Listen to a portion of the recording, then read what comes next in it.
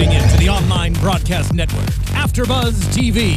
Over 20 million weekly downloads from over 200 countries and your #1 source in after-show entertainment.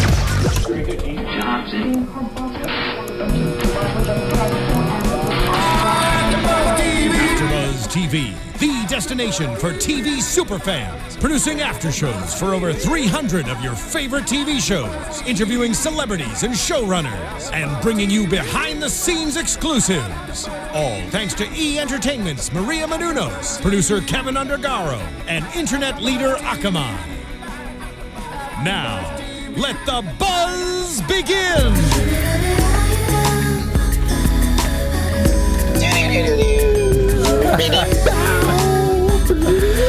We're listening to Chante Moore's Where You from the Waiting to Excel soundtrack. We discussed that because, you know, there's no chorus. There's no words. There's no words. All she's doing is ad-libbing the whole entire song. Scatting, smooth jazz. Very sexy song. But anyway, hey, what's up, you guys are tuning into AfterBuzz TV for R&B Divas LA Season 2.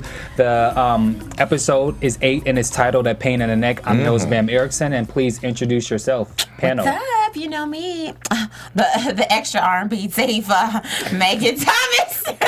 Wow. Well, you're giving us R&B. Yeah, and I am Alfred Nolan Thomas II. What up, though? You're giving us like diva hair, I guess.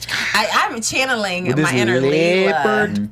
Every time I see her, I tell you every week I'm just gonna pick this out and come here like boom, boom, boom. Her hair is pretty dope. Ain't gonna be enough room She for me to has sit the next to you. hugest. I know. I'm gonna be like covering you up with my hair. We'll be like, hello, and I see. all natural hair. Love it. Gotta love it. Yep. Interesting. Yep. Very interesting show.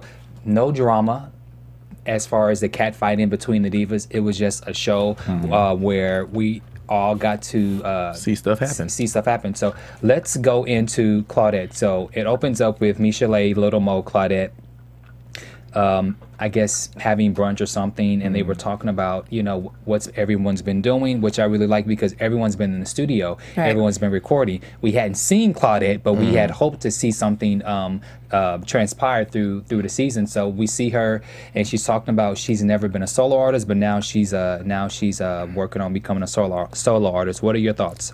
Way overdue. It's about that time. I mean, what's funny is I think a lot of people are familiar with her sound and where she comes from or what she's did with City High, but at the same time, I don't think she's ever placed herself on a platform that would allow her to reap the benefits of her high quality voice. I think she sounds great on a lot of the stuff she's been featured on.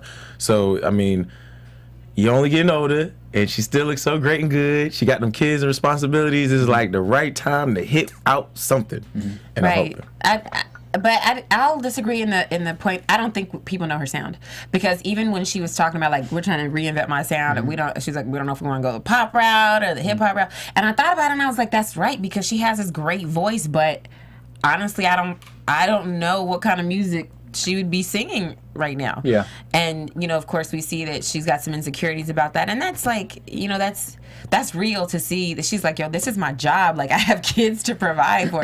I got to come out with something, and you know, we're trying to figure out which direction, and I got to do it right because I don't get a lot of chances. And I'm like, that's real. And then of course, Michel'le saying that she understood what she was saying, and I'm like, I guess Michel'le's right, because she hasn't come out with something in a long time either. And Michel'le, I mean, really, Michel'le's really had that one hit album, and that was back in 1989. But that tells you something how amazing that is. If you had a hit back in '89 and you can still sell out, like you can still go and perform, and people know who you are, that's amazing. Well, you know, I always say, you know, this newfound celebrity. With people becoming celebrities because they're reality stars, and you see a lot of reality stars that fall off after a couple years. You know, you can say what you want about R&B divas, the Hollywood divas, anything that has to do with talent. You can laugh at them and say how irrelevant they are because they're not, you know, on Breakfast Club or they're not in the urban blogs. You can say what you want to say about them, but all the R&B divas from LA to Atlanta, they all have at least one hit song that they can go sing that song in Oakland. They can go sing it in New York, Miami, or they can go overseas in London. They can sing that same song and get paid, versus a reality star who's just popular for turning up for no reason. Well, all they have are really hosting clubs. I mean, how can you host clubs 10 years from now? Because look you were at Kim Kardashian. That's different. But she's a special case. She's like the unicorn of that genre of celebrity. Like, and now she's with Kanye West. So I mean, I'm just saying she did what she had to do to get where she got. But I'm saying for the majority of the people that are on reality, if you don't have anything to go along with why people are watching you, what are you gonna do? Right. But anyway, so back to Claudette.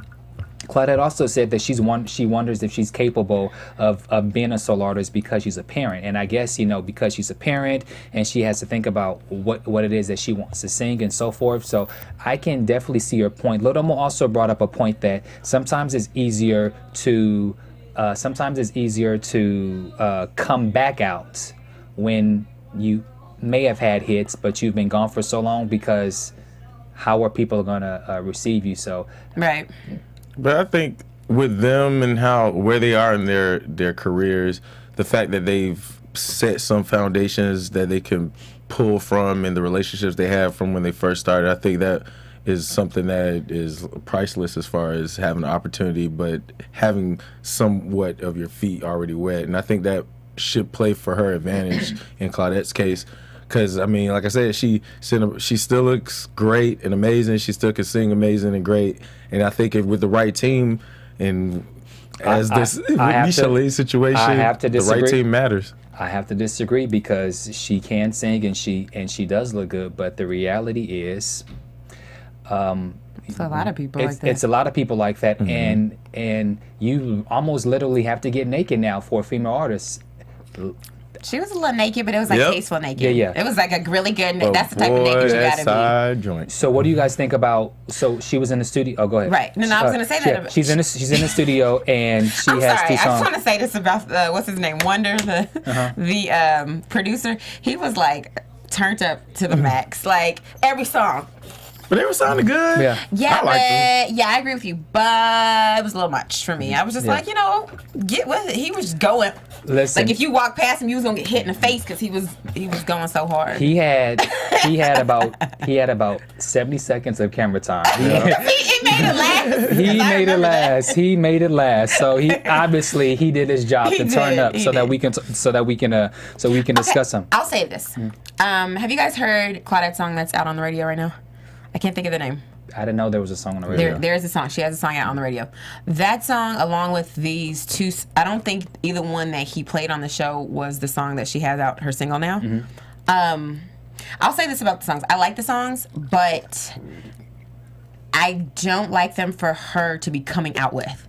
Like there's, to me, within 5 seconds, and any record exec will tell you, like, you'll know, like, you know 5, 10 seconds, you hear it. You're like, yes, this is it. But you and I, we both have radio background, so right. But so that's what I'm saying. So when I heard both of those songs, and the comment that one of the guy on her management team, he said something about, oh yeah, that's like gonna do well on radio. And I thought about it, and I was like, well, it's only gonna do well on radio is if you punch it and you put a whole bunch of money into marketing that out and getting it to all the PD. Like, and you pay the radio stations. Let's keep it real. I mean, I don't know, not necessarily payola, because sometimes some stations don't really do that. You know, we don't really talk about that because, you know, it's like under the table. But even I just was listening to them and I was just like, for her to come back out, it's got to be something that hits so hard. And even the song that she has on the radio right now, it doesn't hit hard for me. It doesn't make me go, I have to. Yes, Claudette is back. And that's what I wanted to feel, and I didn't get that from either of those songs. I will say I kind of disagree with that, because I like some artists that aren't my song's the hit whenever it comes out. I think there's some like quality soul artists, or there's some smooth time artists, because I don't see her as a competing with Beyonce type artist. I see her as a take her lane. She has a nice voice, is Spanishy, and play that lane and get all the money in that bracket. But that's what I'm saying.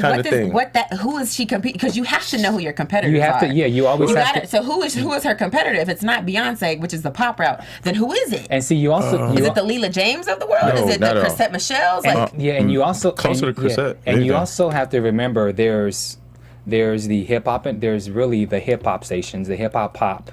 And then there's a huge void, and now there becomes the urban adult contemporary. So people like Leela is KGLH in LA. That's her niche. Which is like urban adult, which you know contemporary. over 35. But someone like Little Mo, Claudette, Chrisette, they're in a box where the songs and the material have to be right because they can't necessarily placate to the young crowd.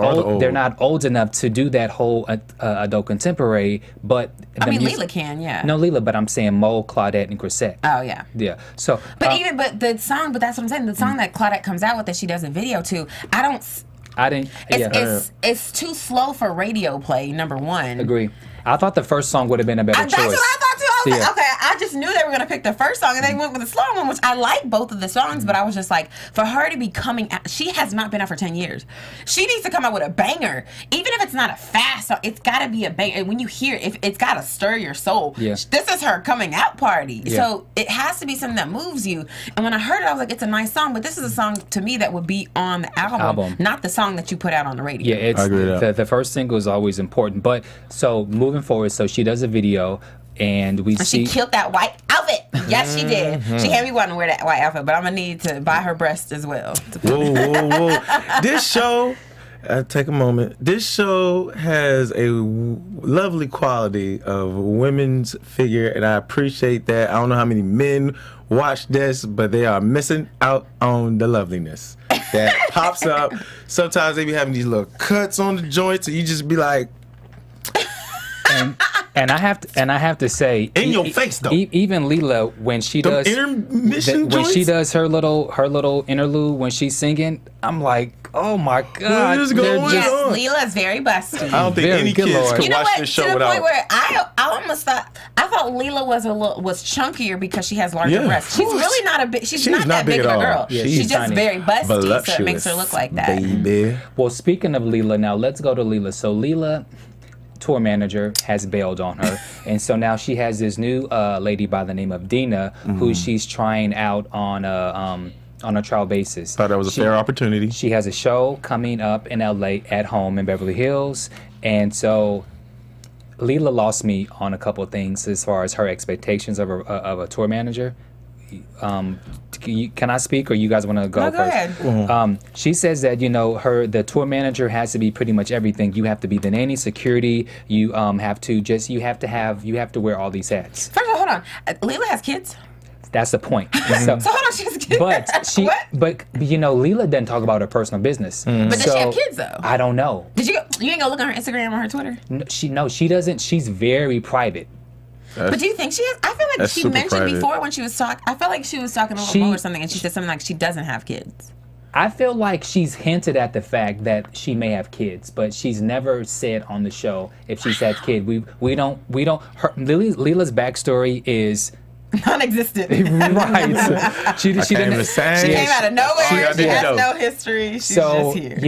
We're in talks of trying to get her here, so that would be one of the questions that I must ask, because Leela, the streets are talking. Yes, and what you can do is go on over to iTunes right now. Follow us, subscribe to this podcast. It's really easy. Just click subscribe, and it's free. And make sure you tell your friends, and your friends. Give us 5 stars and comment. Let us know. Do you think Leela has children? Does she have children with this nanny comment? Or what? Or not? So going back to this whole tour manager, and then she talked about how there was this is the first time that a tour manager for her is a female, and how sometimes there's people that has jumped up on the stage. Okay, listen, I already know I'm gonna get slack for this, but she's dead wrong. Listen, you need to put into your budget to have security. You need to put into your budget to have a nanny. Stop having so many people do. Stop having one person do 10 jobs. This whole merging and making people, because we do it and they do it in the corporate world all the time, where they want to bump you and give you a couple more dollars, or give you $1,000 raise. That's not cool. Right. To have her be your nanny, the security. No, she should not be responsible if some fool jumps up on stage. She should not be in charge to have to go tackle some man for charging. You need to have security. And I don't like that at all. That she's trying to make this woman. I would have quit too. But she didn't quit. But she didn't quit. But I think that tells you what kind of level Lila's working at. Because if you're at a Beyonce level, then you have money to pay everybody to do their specific job.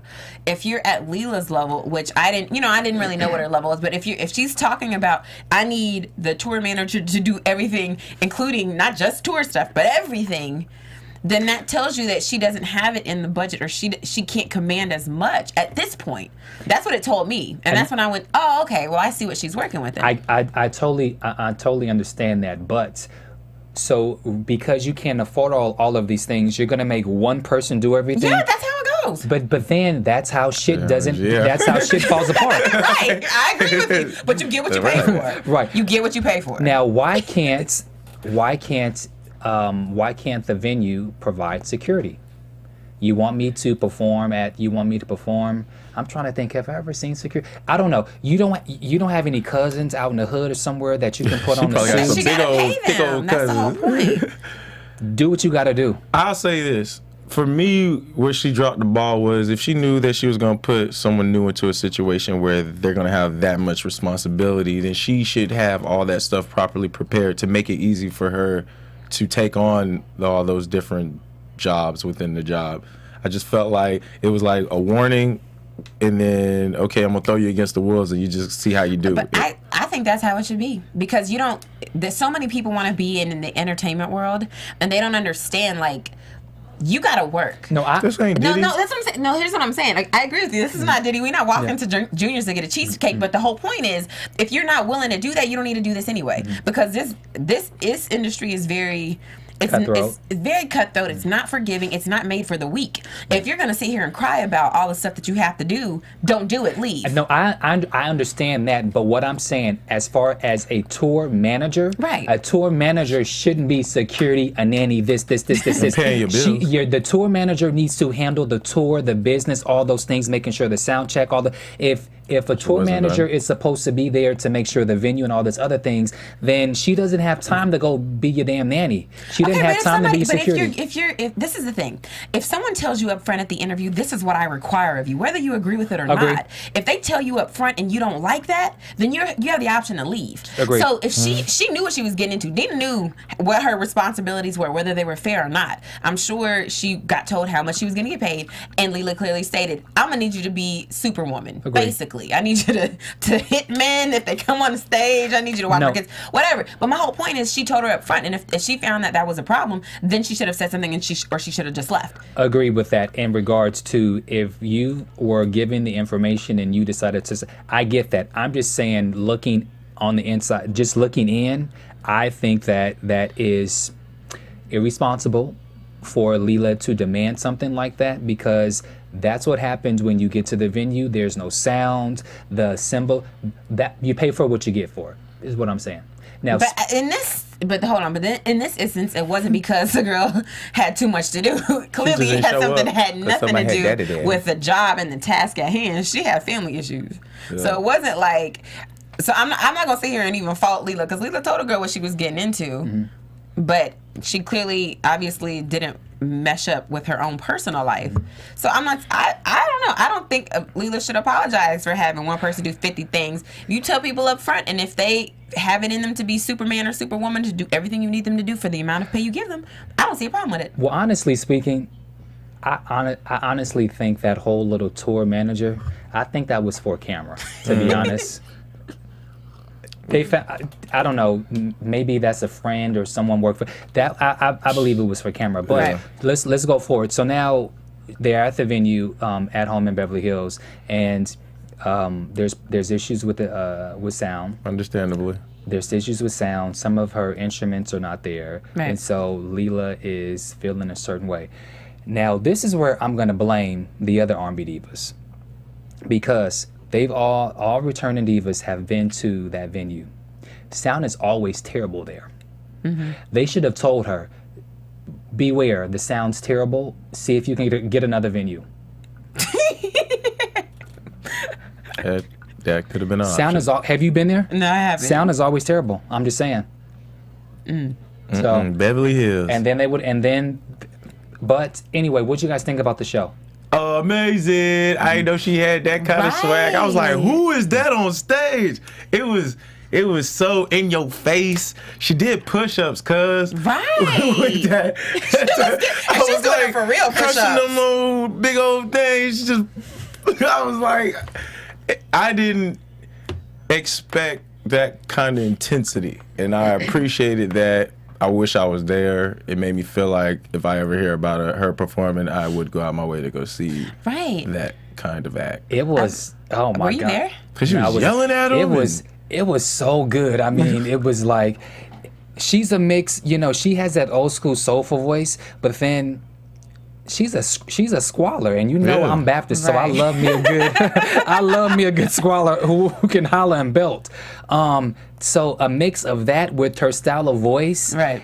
But it was funky. It was just funky because it's like she's talking to the crowd, you know, saying, you know, don't be bougie, and then she squalling. Oh, it was the crowd participation was on point. In her, and I'm like, next time I hear about a Leela James show, Leela, let us know when your next show is. We will be there. AFTERBUZZ in it. She was getting it. Yeah, I mean, it was good. In comparison to Chante Moore's. Ooh boy, but she had a hurt neck though. We'll talk about that. Well, so now let's go into Chante Moore. So Chante is at her band rehearsal with her music director and her. I know some of those people like TVOne. Me too. Yeah, you know. Yeah, I know the girl, the Korean chick that plays the guitar. Because she plays at one church. She plays. Yeah, she plays for everybody. She's amazing. Yeah, so I saw some people that I recognize, and so they're at rehearsal, and Chante is feeling a certain way, and her manager Cheryl is looking like, okay, I know something's not right, and so she tells TVOne to slow the music down. You hear he keeps saying, okay, that's the track, like that's the track speed, just so you know, that's the original speed. He keeps saying it. And so TVOne was like, yeah. Like, now I gotta go manipulate this to make it slower. Right, to please her. And so she goes and sits down, and she's not feeling well. Her neck is in pain, and so her manager calls for paramedics. Call for the paramedic. Her pastor's there, and they take her away. And so now she gets the result of her MRI. Which, by the way, I'll give it to her, because anything to do with your neck or back, like, it is the worst pain. I have lower back, lower spine issues. It's so, like, you can't do anything else. Like, you're done. You feel weak, but every time you move, it's a sharp pain. Right. So you're like, I've had that happen to me, and just the tears, it was all real. I was like, no, you don't understand the amount of pain going through that spinal cord can be crazy and paralyzing. Like I think the doctor giving her the different options, but letting her know the truth that this is a serious situation that you can't ignore, and you can be like an athlete and medicated right now, but this is not a solution. And although she had the show to do, I mean, technically I would have been like, freak it. So her option was to do nothing, to surgically fix it, or to get the cortisone shot. Yeah. What are your thoughts on that? I mean, obviously it's her choice, and whatever she does is her business, but what do you think? Do you agree with the choice that she made, or do you think she should have stopped everything and went with the surgery? What do you think? I think... Okay, first of all, the option to do nothing is not even an option. Like, let's not even talk about that, because that's stupid. Like, she could feel the pain, paralyzed, and he said she could not have the use of her arms. Like, that's not okay. So, for the short period time of using the epidural shot, I would say I get it, and I probably would have done the same thing, only because she had a show that was coming up. Of course, she was going to get paid for it, and you know, she came on here. She talked to us about, you know, being the provider for her children now, and so I get that. But I will. Hopefully, Chante will not just take the route of, I'm just going to keep getting medicated for years and years and years, because then the deterioration will continue to happen and it will only get worse. So I hope she can find a nice break of time. I hope she can just say, you know what, I'm going to just churn out some music and some performances for the next, like, 3 months, 4 months, like every week, every other day, something. And then after that, I'm taking like 6 to 8 months off, because I need to get the surgery, and I can't move. That's too long of a wait period for me. It'd be like a month, maybe a month and a half, and you got your body once it goes. It's there is no coming back from some things, and for how affected she can be by it already, I think that you gotta. One thing a lot of African Americans don't do is go to the hospital and take care of themselves properly. So it does take a push to get outside of yourself to make sure you last as long as you can. And for serious things that enter your life like that, every now and then, hopefully never, but if it does, you got to address that joint as soon as possible. That's I totally agree. The doctor said that, you know, the effects of it once you take the cortisone shot, you know, it could be it can be 1 day, it can be 1 month, 6 months. Right. You know, you don't know how long is going to suppress the pain. For me, I think she should have, you know, when your health is at risk, particularly your neck, where if anything happens, it snaps, you're dead. Screw that damn concert. Screw it. And the whole Puerto Rico thing, screw all of that, because this is your health. This is your health, and you've already had the surgery 4 years ago. So you could be doing anything where, you know, you're singing and you flip your hair or you lay. Anything can happen, and then boom, that's it. Well, so I think the man was saying it's not that you can't move and you're done. That's not what he was saying. Basically, it's the pain that's the problem. I understand that, but what he also said, by her getting the cortisone shot, you know, the pain can be taken away for 1 day, you know, 1 month, and he's saying, and so what if it only suppresses a problem for then 2 weeks? Well, that's what I'm saying. So my whole point was, if she needs to get this work done to get money to support her family, she's worth mind you, the doctor said that if she does get the surgery, it could change her vocal cords and she couldn't be able to not sing anymore. That's how she makes money. A living. Yeah. So understanding that is the only reason I would go, okay, well, maybe you just take these next 2-3 months, whatever, you churn out as much as you can, get those epidural shots, because it's really just the pain management. It's not that you can't move, it just hurts. So you take away the hurt, then you're fine, but your neck will still deteriorate. It's not going to deteriorate to the point of nothing in 2 months. It's taken 40-some years to get to this point. So it's going to take 2 months is not going to do anything. If you just need to take 2-3 months to get these cortisone shots to get the pain away until you churn out enough work to where you can have money stacked up, then do that. And then take 6 months to a year off to get the surgery for the 2 discs. That's what I'm saying. And then I'm going to be messy and just and say one more thing. No, you are not a single mom, because Kenny Jr. does have a daddy. True. And so, just as she's worth $1.5 million, he's worth almost around the same amount of money. So, in times like this, that little boy got a daddy. So, if you are not in a position because you need to take care of yourself, then you go send Junior with his daddy. I mean, but we don't really know, because when she came here, like, that's a really touchy subject. We don't really know what the situation is. I think there's just, you know, I don't know if she necessarily wants her ex-husband to have like full custody of his son for a while. You know, she kind of hinted to she didn't like that situation. She didn't like how he was painting her out to be a bad mother, suing her, that kind of thing. And so obviously, if she's down for the count for 6 months to a year, then he really has a legitimate claim that she can't be a good parent because she can't get up and move. Maybe that's another reason why she's like, I don't want to do that. For having surgery for your neck, that's extremely petty. But that's the truth, though. Yeah. If you can't move and you can't get up, then he has a legit claim. So maybe that's another reason why she doesn't want to have the surgery now. Well, if she want to be paralyzed to get one over on Kenny, then that would not equate. It's just your health, but she appears to be okay. We met her. Right. We spoke she with was her, freak nasty on stage. And so now let's get to the performance. It's the nasty time. Why did men sound like me when they came up there to sing? But that man she ended up picking, I was just like, huh? He didn't want her. No. Did you notice after the song she says, next time open your body up and you might receive more? He didn't want more. Not Mo, Chante. No, he didn't want more. I think. Well, did you notice his leg was crossed? Exactly. His leg was crosses a leg while women because he had a heart on. Right. He was trying to. I got that immediately. I was like, he trying to cover up. He got on a whole white outfit. He trying to make sure that nobody see that he up there standing there full attention. That was weird to me. He was like.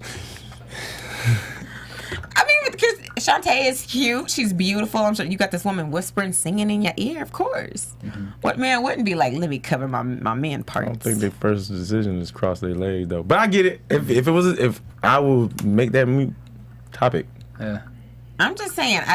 I first of all, I don't know why she picked that man. Because he tried to outsing her.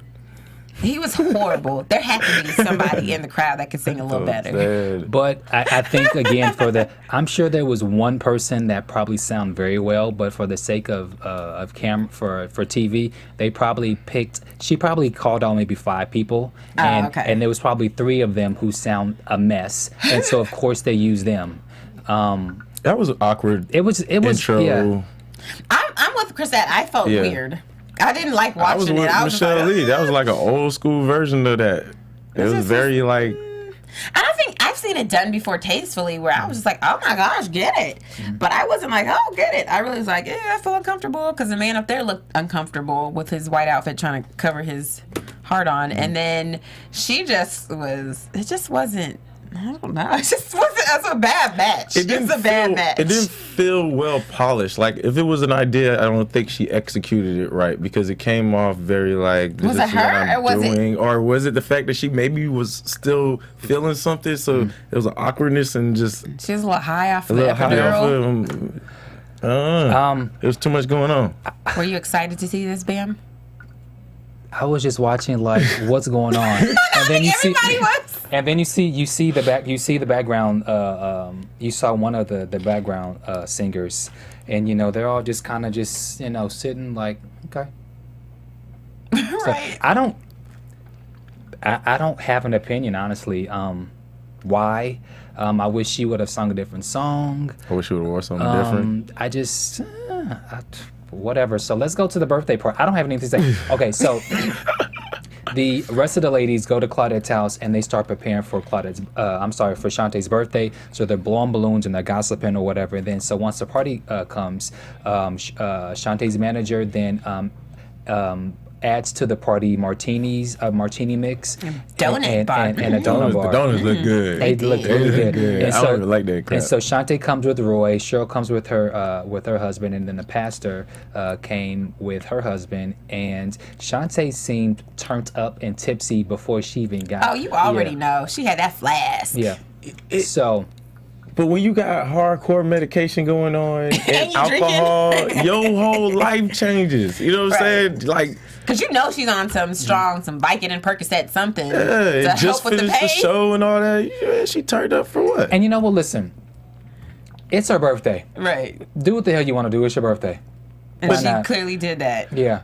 I was uncomfortable watching her. I felt awkward that her pastor and all that was around. You know what? No. I'm not that type of dude. Her pastor had a martini in her, so that's like her homegirl too. So it's not like just your. I think that's her friend as well as her pastor.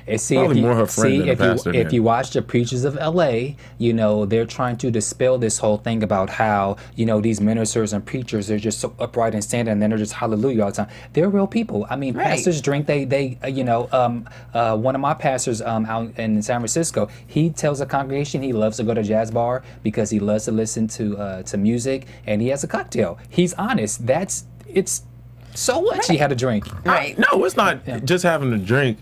I think she was just a little. That's why it became something that I believe the women acknowledge. I don't think they showed probably the whole course of the night, and what made it probably go overboard. I don't think there's anything wrong with going out with people in the congregation as well as pastors are when it comes to just out and about having fun, and if a drink's there, fine, whatever. But when you becoming a little belligerent, a little over the top, I'm not the comfortablest having certain kind of company around. Her pastor's always with her, so that lets me know that her pastor's her homie. Like that's her homegirl. I think maybe it's her homegirl first, then her pastor. That's what I'm saying. Because she was with her when she had her like rehearsal. Like who pastor come with them to rehearsal? Your pastor come with you to dance rehearsal? No. Okay, that's what I'm saying. So that's her homegirl. That's like her homie. So of course she's like, it's my birthday. Bring your husband or bring my boyfriend. We about to go kick it, girl. Yes, let's go. And so at that moment, that's not her pastor. That's her homegirl. And Roy was introduced to the Divas because they was like, who is he? And so and she was showing her feet and feeding them. It just. Hey, you know what? It's her birthday. So what? Who cares? But it's so what? Who cares? y'all do with those ladies too? Like, who are these extra people? And this, yeah, Chante's doing the most. Especially, it's just really weird when you're in a room, you're sober or you're not really that drunk, and then everybody around you or somebody is like super drunk, and you just kind of like, oh, it's weird. I have a feeling that, I mean, I saw all the girls, they were drinking. Right. But I guess because she was so turned up, right. I guess some of the other girls was more of a relaxed drunk because it was more entertaining to just watch Chante turn up because they're not used to, you know, her seeing her this way. But overall, great episode. Yep. You know, very great episode. And so now we have some news and gossip. News and gossip. AfterBuzz TV News. So the streets is talking. What they talking, girl? And there was, according to singersroom.com, there is a possible third R&B Divas in a new city that's on the table. They're discussing it right now. What city do you guys think it should be? New York. Yeah. New York. I think New York is probably the only logical, logical place. Atlanta, Chicago, Miami. Yeah, New York. Yeah. So we'll see what happens with that. R&B Divas, New York. And what artist pops into your head? New York? For New York. I don't know. Mariah Carey. I think. I know she would never do a show with other people. Blue Cantrell. Yeah, but. Oh, wow. Yeah, what is she? Hey. Total. One of the members of Total. SWV. Well, no, they got a show. They have their own show, which is quite hilarious. Right. Who else? I think. I think New York would be it, and I think they need to retire Atlanta. I think so too. Yeah. I think it's had its run. Yeah, it's had its run. I've had enough of it. They just can't get it right enough. Yeah. But we're gonna get these predictions right because now they're in Puerto Rico for the next two for the two-part finale. So, what are you guys' predictions for? And now, your AfterBuzz TV predictions. It seems like there's going to be a little bit of strife with Chante being gone, and for 2 days when they're in Puerto Rico, and then she comes in trying to be a boss and tell everybody what to do. It seems like there's going to be some issues, but that's what happens when you come in there saying, "Well, I think it should be done this way." When people have already, you can suggest something, but leave it at that. Don't expect people to change what they're doing. We forgot to discuss the song, just really quick. The Puerto Rico song. Oh yes. Hot. Great. I think it was. Yeah, love how the parts came together. Yeah, I was surprised. Yeah, so we all agreed the song was hot. Okay, sorry, continue. Hot. So yes, that's all I have to say. I would say that I don't know. I mean, I don't think there's gonna be that much to talk about. Even though I think they forced Chante to make this situation happen. I honestly think the trip ends up being good. And they just need to add something to the show, so that's why that's there. So I'm gonna say it's in the win. Me too. I think she was either 2 days late arriving to Puerto Rico because of something with her health, or because TVOne wanted her to arrive late, so they can start some mess. I think it's gonna go well. Let's be honest. These chicks aren't dancers. They're not Janet. They're not Beyonce. They're not Sierra. So you're not gonna see this great stage performance. All right, sing the song, walk to the left, walk to the right, point, shake a shimmy, and be done. Right. There's not much choreography for that song. But we'll see. But we'll see. But we want to thank you guys for tuning in. So let everyone know where you can be found on social media. As always, hit me up on Facebook, Twitter, Instagram at Meg Scoop, like Scoop of Ice Cream. And don't forget to check out my web series on YouTube called Colored People. Just check out Colored People TV. Word. And on Twitter, All Eyes on Black. And on Instagram, ANT2 and Black. You can find me on social media at Bamm Ericsen. Also tonight, if you're on the West Coast, you guys can tune into the new show on Adult Swim from the creators of the Boondocks called Black Jesus. I am appearing in tonight's episode, and so you can watch it. You can watch it tonight, or it airs on it airs again 2:30 a.m. tomorrow morning, and then it airs again on Sunday, September 7th at 12 a.m. and 3:30 a.m. So check out Black Jesus Adult Swim. Yeah. You will see me there. Thank you guys for tuning in. We'll see you guys next week for the finale, part 1.